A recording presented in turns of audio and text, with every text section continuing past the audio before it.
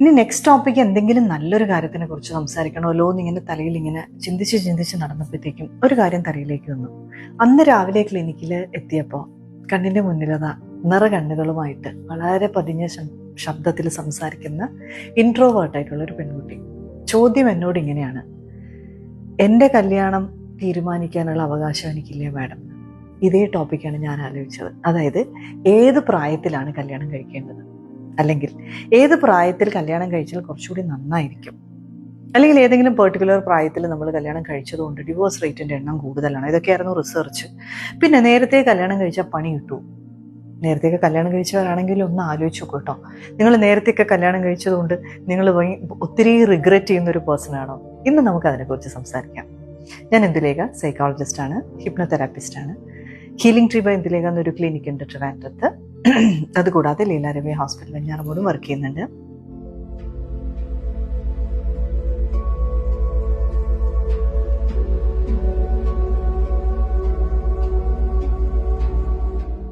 നേരത്തെ കല്യാണം കഴിച്ചാൽ പണി കിട്ടൂ?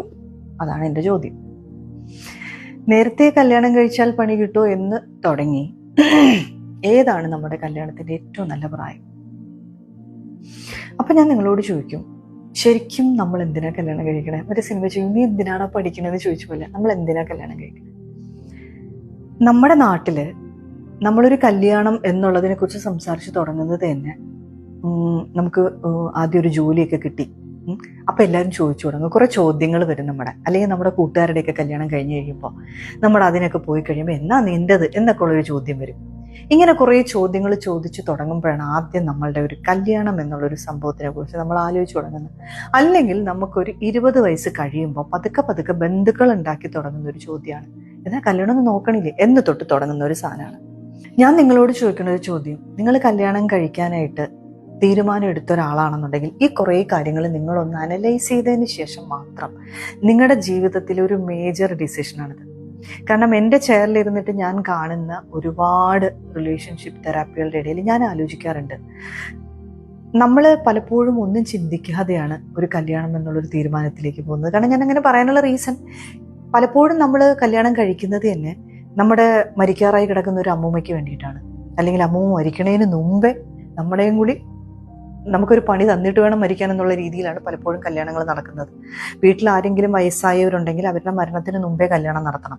അല്ലെങ്കിൽ നമ്മുടെ വീട്ടിലും നമ്മളുടെ ജീവിതത്തിൽ ഏറ്റവും പ്രമുഖമായിട്ടുള്ള തീരുമാനങ്ങൾ എടുക്കുന്നത് ഒരു ജോത്സ്യനായിരിക്കും. നമ്മുടെ അമ്മയ്ക്ക് ഏറ്റവും വിശ്വാസമുള്ള ഒരാളായിരിക്കും. അപ്പൊ ഇദ്ദേഹം പറയും, ഇന്ന ടൈമായി, അതുകൊണ്ട് കല്യാണം കഴിക്കണം. അങ്ങനെയാണ് മിക്കപ്പോഴും കല്യാണം നടക്കുന്നത്.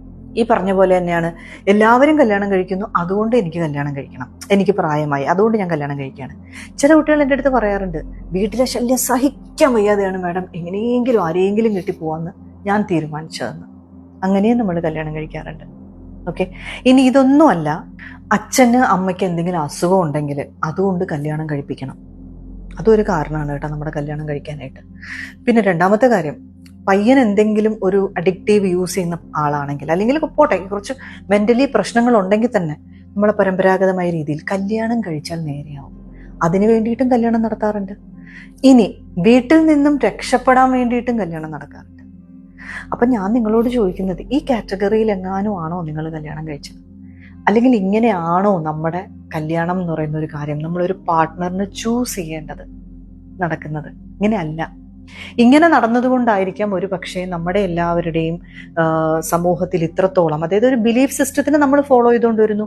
20 വയസ്സിന്റെ ഇടയിൽ നമ്മൾ കല്യാണം കഴിക്കുക, അല്ലെങ്കിൽ 25കൾക്ക് മുന്നേ കല്യാണം നടന്നിരിക്കണം, 23കളുടെ കല്യാണപ്രായമൊക്കെ കഴിഞ്ഞ് കഴിഞ്ഞാൽ പിന്നെ ചെറുക്കനെ കിട്ടത്തില്ല കേട്ടോ, അല്ലെങ്കിൽ പെണ്ണിനെ കിട്ടില്ല. ഇങ്ങനെ ഒരു ബിലീഫ് സിസ്റ്റം ഉള്ളതുകൊണ്ട് തന്നെ വീട്ടുകാർക്ക് എല്ലാവർക്കും പേടിയാണ്. ആരെങ്കിലും ഒരാൾ കല്യാണം കഴിക്കാതെ നിൽക്കുമ്പോൾ ടെൻഷനാണ്. പിന്നെ ആ കല്യാണം കഴിച്ചേ ഇല്ല എന്നുണ്ടെങ്കിൽ പിന്നെ ഗേ, പലരും എൻ്റെ അടുത്തെന്ന് പറയാറുണ്ട്, മാഡം ഈ ഗേ ആണോ എന്നുള്ളൊരു ചോദ്യം സഹിക്കാൻ പറ്റാതെയാണ് ഞാൻ കല്യാണം കഴിച്ചത്. അപ്പൊ ഇതൊക്കെയാണ് നമ്മളുടെ കല്യാണം കഴിക്കാനുള്ള കാരണങ്ങൾ. അപ്പൊ ശരിക്കും നമ്മൾ കല്യാണം കഴിക്കണമെന്ന് തീരുമാനിച്ചത് ഈ ബുദ്ധിമുട്ടുകൾ കൊണ്ടാണെങ്കിൽ അതല്ല ശരിക്കുള്ള തീരുമാനം. ശരിക്കും നമുക്കൊരു പാർട്ട്ണറെ അക്സെപ്റ്റ് ചെയ്യാനുള്ള ഒരു മെന്റലിയും ഫിസിക്കലി ഇമോഷണലി ഒക്കെ നമുക്ക് ആ ഒരു മൈൻഡ് സെറ്റ് ഉണ്ടായോ എന്ന് ഞാൻ നിങ്ങളോട് ചോദിച്ചു കഴിഞ്ഞാൽ എത്ര പേര് അതിനെക്കുറിച്ച് ആലോചിക്കുന്നുണ്ട്? എത്ര പേരാണ് എൻ്റെ പാർട്ട്ണർ എന്ന് പറയുന്ന ഒരാളിന് അല്ലെങ്കിൽ ഞാൻ കല്യാണം കഴിക്കുന്നതിന് മുന്നേ കുറേ ചോദ്യങ്ങൾ, ഈ ചോദ്യങ്ങളെല്ലാം അതിനകത്ത് ഓക്കെ ഇതിനകത്ത് എൻ്റെ ഏജ് അല്ല, this is not the right age, this is the right time എന്നുള്ള ഒരു തിരിച്ചറിവ് ഉണ്ടാവുന്നുണ്ട്. അപ്പൊ അതെന്തൊക്കെ ചോദ്യങ്ങളാണ്? മറ്റൊരു ഇമ്പോർട്ടൻ്റ് ആയിട്ടുള്ള ഒരു കാര്യം റിസർച്ച് ചെയ്തപ്പോൾ കിട്ടിയെന്ന് പറഞ്ഞു കഴിഞ്ഞാൽ 25 മുന്നേ കല്യാണം കഴിക്കുന്ന, അല്ലെങ്കിൽ 20 മുമ്പേ കല്യാണം കഴിക്കുന്നതും ഡിവോഴ്സ് റേറ്റിന്റെ എണ്ണവും കൂടുതലാണ്. അപ്പൊ അതിന് ടെക്നിക്കലി പറയുന്നത് എന്താണെന്നറിയോ? 25കളോടെയാണ് നമ്മളുടെ ബ്രെയിനിന്റെ പ്രീ ഫ്രണ്ടൽ കോർട്ടക്സിന്റെ ഡെവലപ്മെന്റ് കഴിയുന്നത്. അതായത് നമുക്ക് നല്ലൊരു ഡിസിഷൻ മേക്കിങ്ങോ അല്ലെങ്കിൽ നമുക്ക് കുറച്ചുകൂടി പ്രോബ്ലം സോൾവിങ് കപ്പാസിറ്റി ഒക്കെ ഉണ്ടാവുന്നത് 25കളോട് കൂടിയാണ്. ഓക്കെ, അപ്പൊ നമുക്ക് കുറച്ചുകൂടി നല്ല രീതിയിൽ കാര്യങ്ങൾ അനലൈസ് ചെയ്യാൻ പറ്റും. നിങ്ങളൊന്ന് ആലോചിച്ച് നോക്കിയാൽ മതി, നിങ്ങളുടെ 20കളിലൊക്കെ നിങ്ങൾ ഒരു പ്രശ്നം വന്നു കഴിഞ്ഞാൽ നിങ്ങൾ നേരിടുന്ന രീതി, അല്ലെങ്കിൽ 18കളിലും 20കളിലും ഒക്കെ നിങ്ങൾ ഉണ്ടാക്കുന്ന ഇമോഷണൽ ഇംബാലൻസസ്, അതിന്റെ രീതികൾ, അതിനുശേഷം നിങ്ങൾ 25കളൊക്കെ കഴിയുമ്പോൾ നിങ്ങൾ കുറച്ചും കൂടി you are becoming little bit balanced അല്ലേ? അപ്പൊ അവിടെ നിങ്ങൾക്ക് മനസ്സിലാവും. അപ്പൊ എന്തുകൊണ്ടാണ് അങ്ങനെ ഒരു സമയത്ത് നമ്മളൊരു പാർട്ട്ണറിന്റെ ഇടയിലോ അല്ലെങ്കിൽ ഒരു പാർട്ട്ണർഷിപ്പിലേക്കും കൂടെ നമ്മൾ പോവുകയാണ്, അല്ലെങ്കിൽ ഒരു കല്യാണത്തിലേക്കും കൂടെ നമ്മൾ പോവുകയാണെന്നുണ്ടെങ്കിൽ നമുക്ക് ഒരു പ്രോബ്ലവും നല്ല രീതിയിൽ നമുക്ക് ഹാൻഡിൽ ചെയ്യാൻ പറ്റില്ല. നമ്മൾ വെറുതെ കിടന്ന് ബഹളം കാണിച്ചുകൊണ്ടേയിരിക്കും.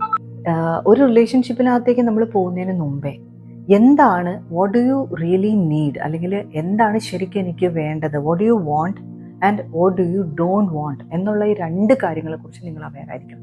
എനിക്ക് ശരിക്കും എന്താണ് വേണ്ടത്, എന്താണ് എൻ്റെ കോർ നീഡ്, എന്താണ് എനിക്ക് ഇമോഷണലി ഫുൾഫിൽനെസ് ആണോ എനിക്ക് ഒരു പാർട്ട്ണറിൻ്റെ നിന്ന് വേണ്ടത്, ഞാൻ ഒരു ഫിനാൻഷ്യൽ ഫുൾഫിൽമെൻ്റ് ആണോ വേണ്ടത്, അതെ എനിക്കൊരു ഫിസിക്കൽ ഫുൾഫിൽമെൻ്റ് ആണോ വേണ്ടത്, എന്താണ് എനിക്ക് വേണ്ടത്? ഇപ്പോൾ ഇമോഷണലി ഭയങ്കരമായിട്ട് എപ്പോഴും എനിക്കൊരാൾ കൂടെ വേണം, ഒരു കോഡിപ്പെൻഡൻസി ഉള്ള ഒരാളാണ്, അല്ലെങ്കിൽ ഭയങ്കര എപ്പോഴും എനിക്കൊരാൾ കൂടെ വേണം എന്നുള്ള ഒരാളിൻ്റെ കൂടെ എനിക്ക് അങ്ങനെയൊന്നും ഇരിക്കാൻ പറ്റില്ല, ഞാൻ ഫിനാൻഷ്യലി നിന്നെ സപ്പോർട്ട് ചെയ്യാം, അല്ലെങ്കിൽ ഞാൻ നിനക്ക് പൈസ തരാം, അല്ലെങ്കിൽ ആ ഒരു ഫിനാൻഷ്യൽ ഫുൾഫിൽമെൻ്റ് ആണ് ആ വ്യക്തിക്ക് കിട്ടണമെങ്കിൽ ആ വ്യക്തിയുടെ നീഡ്സ് ഒരിക്കലും മീറ്റ് ആവില്ല. അപ്പൊ എന്റെ കോർ നീഡ് എന്താണ്? ഇനി ഫിനാൻഷ്യലി കല്യാണം കഴിച്ച് സെറ്റിൽ ആവാം, എനിക്കൊരു ഫിനാൻഷ്യൽ നീഡാണ് വേണ്ടത് എന്ന് വിചാരിക്കുന്ന ഒരാളിൻ്റെ അടുത്ത് നിന്ന് നമ്മൾ എപ്പോഴും സ്നേഹത്തോടെ ഞാനിരിക്കാം, അല്ലെങ്കിൽ എനിക്ക് എവിടെ പോകണമെങ്കിലും നീ കൂടെ വേണമെന്ന് പറഞ്ഞു കഴിഞ്ഞാൽ ആ നീഡ് അവിടെ മീറ്റ് ആവില്ല.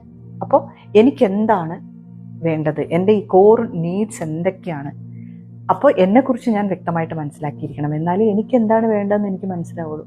ഇനി എനിക്ക് എന്താണ് വേണ്ടാത്തത് വ്യക്തമായിട്ട് മനസ്സിലാക്കണം, എനിക്ക് എന്താണ് വേണ്ടാത്തതെന്നും. നമ്മളിപ്പോൾ ഫോർ എക്സാമ്പിൾ നമ്മളൊരു ഹോസ്റ്റലിൽ താമസിക്കുമ്പോൾ നമ്മുടെ റൂംമേറ്റിൻ്റെ ചില ബിഹേവിയറുകൾ ആ ഒരു നിശ്ചിത സമയം 1-2 വർഷം താമസിക്കുമ്പോൾ തന്നെ നമുക്ക് മനസ്സിലാവും, ഇങ്ങനെ ഒരു റൂംമേറ്റിൻ്റെ കൂടെ എനിക്ക് ഒരിക്കലും അഡ്ജസ്റ്റ് ചെയ്യാൻ പറ്റില്ല.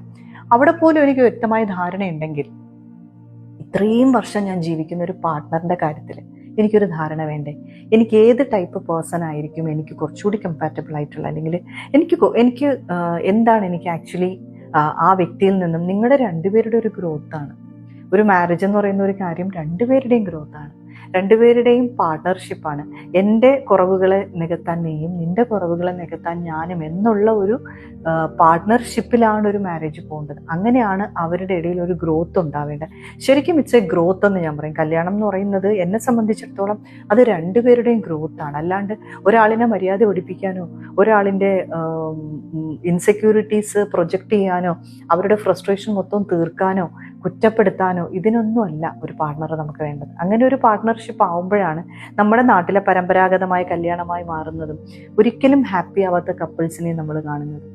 അപ്പോൾ ഈ കാര്യങ്ങളെല്ലാം നിങ്ങളൊന്ന് ആലോചിച്ച് നോക്കണം. അപ്പം ഞാൻ ഈ പറഞ്ഞ പോലെ കുറേ കാര്യങ്ങൾ നിങ്ങൾ കല്യാണത്തിന് മുമ്പ് നിങ്ങളുടെ ഇമോഷണൽ റെഗുലേഷൻസ് എന്തൊക്കെയാണ്, എങ്ങനെയാണ് ഞാൻ ആങ്കർ മാനേജ് ചെയ്യുന്നത്, അല്ലെങ്കിൽ എങ്ങനെയൊക്കെയാണ് എൻ്റെ ഇൻസെക്യൂരിറ്റീസ് ഞാൻ പ്രൊജക്റ്റ് ചെയ്യുന്നത്, ഇതെല്ലാം ഞാൻ മനസ്സിലാക്കി കഴിഞ്ഞാൽ എനിക്ക് കുറച്ചുകൂടി ഒരു ബെറ്റർ പേഴ്സണെ എനിക്ക് സെലക്ട് ചെയ്യാൻ പറ്റും. അങ്ങനെ സെലക്ട് ചെയ്യുന്ന മാരേജസ് ആയിരിക്കും കുറച്ച് കൂടുതൽ ഫുൾഫിൽമെൻ്റ് ആയി, അല്ലെങ്കിൽ കുറച്ച് കൂടുതൽ ഹാപ്പിയായി അടുത്ത ജനറേഷൻ. ഇനിയൊരു ജനറേഷൻ വേണോ, അതും ഒരു ചോദ്യമാണ്. അങ്ങനെയുള്ള ഒരുപാട് കാര്യങ്ങൾ നിങ്ങൾ ഇനി തീർത്തും വളരെ ഹെൽത്തി ആയിട്ടുള്ള ഒരു കാര്യമാണ് ഒരാൾ ഒരു പാർട്ട്ണറെ വേണ്ടാന്ന് വിചാരിക്കുന്നതും, അല്ലെങ്കിൽ ഞാനൊരു കല്യാണമേ കഴിക്കണില്ല, എനിക്കൊരു കല്യാണത്തിനോട് താല്പര്യമില്ല എന്ന് ഒരു ഡിസിഷൻ എടുക്കുന്നതും സമൂഹത്തിൽ വളരെ നോർമലായിട്ടുള്ള ഒരു കാര്യമാണെന്ന് നമ്മൾ അക്സെപ്റ്റ് ചെയ്യണം. അല്ലാണ്ട് കല്യാണം കഴിക്കാണ്ടിരുന്ന അവൻ എന്തോ കുഴപ്പമുണ്ട്, അല്ലെങ്കിൽ അവൻ ഗേ ആണ്, അല്ലെങ്കിൽ വേറെ എന്തൊക്കെയാണ്. എന്തിന് ഒരാളിന് ചിലപ്പോൾ അത്ര റെസ്പോൺസിബിലിറ്റി എടുക്കാൻ പറ്റാത്ത ഒരാളായിരിക്കും, ചിലപ്പോൾ അയാൾക്ക് അയാളുടെ തന്നെ ഇമോഷൻസിനെ മാനേജ് ചെയ്യാൻ പറ്റാത്ത ഒരാളായിരിക്കും. അങ്ങനെ ഒരു ധാരണ എനിക്ക് എന്നെപ്പറ്റി ഉണ്ടെന്നുണ്ടെങ്കിൽ ഞാൻ എന്തിനാണ് മറ്റൊരാളിനെയും കൂടി അതിലേക്ക് വലിച്ചിട്ട് വിഷമിപ്പിക്കണം എന്നൊരാൾ ഡിസിഷൻ എടുത്തിട്ടുണ്ടെങ്കിൽ ആ ഡിസിഷനെ നമ്മൾ റെസ്പെക്ട് ചെയ്യുക. അപ്പം ഇങ്ങനെ കുറച്ചും കൂടി കോൺഷ്യസ് ആയിട്ട് ഞാനൊരു പാർട്ട്ണർഷിപ്പിലേക്ക് പോകുമ്പോൾ ഡെഫിനറ്റ്ലി എനിക്കവിടെ ഒരു ഹാപ്പിനെസ് ഉണ്ടാവും. ഞാൻ ഇത്രയും ഇതിനെക്കുറിച്ച് വായിക്കുകയും മനസ്സിലാക്കുകയൊക്കെ ചെയ്തപ്പോൾ എനിക്ക് മനസ്സിലായ ഒരു കാര്യം, ഒരു റൈറ്റ് ഏജ് എന്ന് പറയുന്ന ഒരു കാര്യമില്ല. അവിടെ ഒരു റൈറ്റ് ടൈമാണ്. എപ്പോഴാണ് ഞാൻ സെറ്റിൽ ആവേണ്ടത്, എപ്പോഴാണ് എനിക്കൊരു പാർട്ട്ണർ വേണ്ടത് എന്നുള്ളത് ഞാൻ എന്നെക്കുറിച്ച് മനസ്സിലാക്കിയതിന് ശേഷം ഞാൻ ഡിസിഷൻ എടുക്കേണ്ട കാര്യമാണ്. നിങ്ങളുടെ 20കളിൽ നിങ്ങൾ കരിയർ ബിൽഡ് ചെയ്യാൻ നടക്കുമ്പോൾ ആ സമയത്ത്, ഇപ്പോൾ ഒരു സ്ത്രീ ആയാലും പുരുഷനായാലും 20കളിലെല്ലാം കരിയർ ബിൽഡ് ചെയ്യാൻ വേണ്ടി നടക്കുന്നതാണ്. ആ സമയത്ത് ഞാനൊരു കല്യാണം എന്ന് പറയുന്ന ഒരു റെസ്പോൺസിബിലിറ്റിയും കൂടി എടുത്ത് വെച്ച് കഴിഞ്ഞാൽ എനിക്ക് ആ കരിയറും എൻ്റെ മാരേജും കൂടി ബാലൻസ് ചെയ്യാൻ പറ്റുന്നതാണോ, അതേ എനിക്കത് ടു മച്ച് ഓഫ് പ്രഷറാണോ, ഇതെല്ലാം നിങ്ങൾ ആലോചിക്കുക. അപ്പോൾ ഒരുപാട് വർഷങ്ങൾ കഴിഞ്ഞു പോകുമ്പോൾ അവിടെ എൻ്റെ ഹെൽത്ത് വെച്ചിട്ട് എനിക്ക് എൻ്റെ ഒരു കുട്ടി അല്ലെങ്കിൽ അടുത്തൊരു ഫ്യൂച്ചർ ജനറേഷൻ എനിക്ക് മാനേജ് ചെയ്യാൻ പറ്റുന്ന ആരോഗ്യം എനിക്കുണ്ടോ, ഇതെല്ലാം ആലോചിച്ചതിന് ശേഷം ശരിക്കും നമ്മളൊരു പ്രോജക്റ്റിനൊക്കെ എങ്ങനെയാണ് ടൈം സ്പെൻഡ് ചെയ്യുന്നത്, അല്ലെങ്കിൽ നമ്മളുടെ മറ്റുള്ള കാര്യങ്ങൾക്കെല്ലാം നമ്മൾ എത്രത്തോളം ആലോചിക്കും, എന്താണ് ഞാൻ എന്ന് മനസ്സിലാക്കിയതിന് ശേഷം എനിക്ക് എന്താ വേണ്ടതെന്നുള്ള ഈ തിരിച്ചറിവോടുകൂടി നിങ്ങളൊരു ഡിസിഷൻ എടുക്കൂ. That will be better. Thank you so much. By.